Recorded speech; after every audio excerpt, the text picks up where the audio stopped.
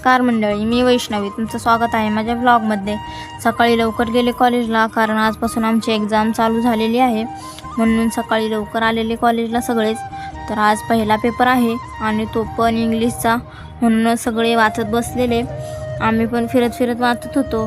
तर आता टाईम झालेला आहे पेपरचा. चालले मी पेपरला. ब्लॉक नंबर पण शोधायचा होता. मग गेले क्लासमध्ये.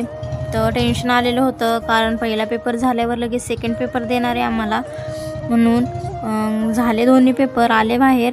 तर सगळ्यांचं हेच चाललं होतं, पेपर कसा गेला, कोणते क्वेश्चन लिहिले, कोणते नाही लिहिले. तर आमचं तोंड बघून तुम्हाला काय वाटतं आहे, कसा गेला असेल पेपर, कमेंटमध्ये नक्की सांगा. मग खाली गेले. कॉमर्सची फ्रेंड भेटली.